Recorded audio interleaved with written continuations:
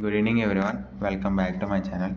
So ఈరోజైతే మనకు ఒక ఇంపార్టెంట్ మోడల్ అయితే ఉందన్నమాట. 10 మార్క్స్ చాలా ఇంపార్టెంట్. సో ఈ మోడల్ అయితే మనకు మొత్తం 3 సమ్స్ అయితే ఉంటాయి.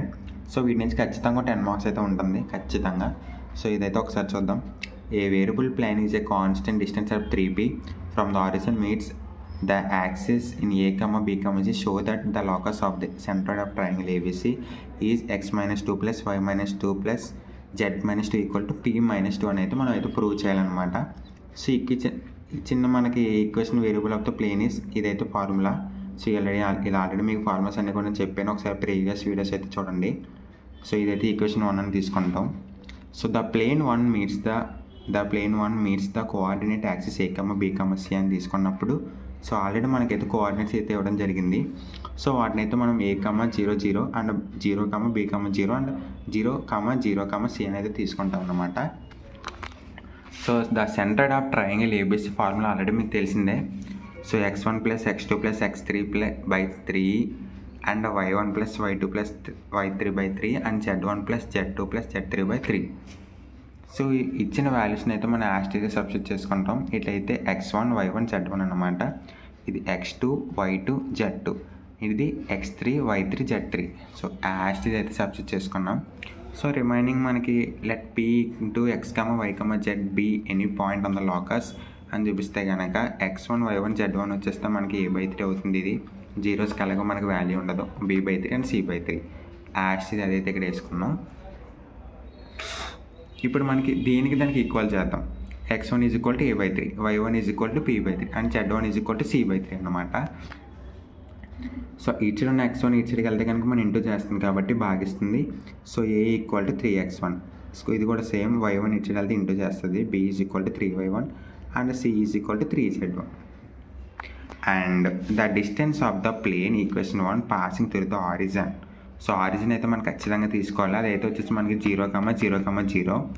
సో ఇదన్నమాట ఆరిజిన్ వచ్చేసి మనకి ఇచ్చిన వాల్యూని అయితే సబ్స్టిట్యూట్ చేసుకుంటాం యాస్టీజ్గా 1/ax1 ఏ అన్నమాట. ఇది వచ్చేసి మనకి ఏ వాల్యూ కూడా మీకు తెలిసిందే.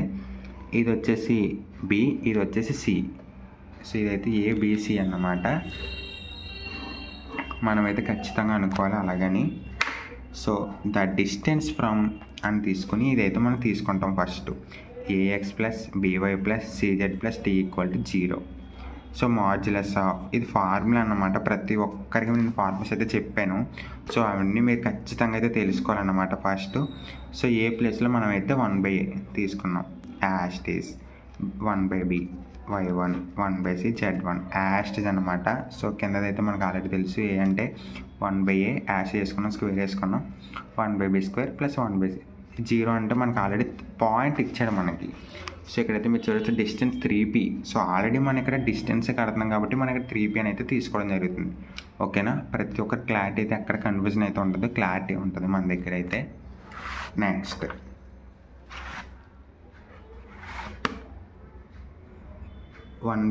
x1 అంటే మనకు వాల్యూ ఎంత మనకు ఆల్రెడీ తెలుసు. x1 అంటే వాల్యూ 0. సో ఇక్కడైతే మనకి 0, 0, 0, -1 అని అయితే వేసుకుంటాం అన్నమాట. మాడ్యులస్ -1 అయితే ఉంటుంది. సో రూట్ 1/a² ఇదంతా కామన్. ఇంకా మనకు మిగిలింది ఇవన్నీ 0 అవుతాయి కనుక మిగిలింది -1 ఒకటే. Modulus of -1 equal to 3p. So ఇప్పుడైతే వచ్చేసి 1/√, ఇది కూడా యాస్టీజ్ ఉంటుంది మనకి. ఇవన్నీ వచ్చేసి ఇక్కడైతే చూద్దాం. 1/a² plus b² plus c² equal to 1/3p. 1 ఎలా వచ్చిందంటే మనకి ఇటు సైడ్ ఉన్న 3p ఇటు సైడ్ వెళ్తుంది కాబట్టి వచ్చిందనమాట. So squaring on both sides వేస్తే కనుక ఇప్పుడు మనకి స్క్వేరింగ్ ఆన్ బోత్ సైడ్స్ వేస్తే కనుక మనకి ఏమవుతుందంటే ఈ రూట్ అయితే క్యాన్సిల్ అవ్వడం జరుగుతుంది. సో మీకోసం అనేది కొట్టలేదు దీన్ని. సో ఈ రూట్ అయితే క్యాన్సిల్ అయిపోద్ది అనమాట మనకి స్క్వేరింగ్ ఆన్ బోత్ సైడ్స్ వేస్తే కనుక. సో అప్పుడు ఈ రూటు ఈ స్క్వేర్ అయితే క్యాన్సిల్ అవ్వడం జరుగుతుంది. అప్పుడు మనకి మిగిలింది 1/a² plus 1/b² plus 1/c² equal to 1/9p². 9p² ఎలా వచ్చిందంటే 3 × 3, 3² కదా, 3 × 3 9 అన్నమాట.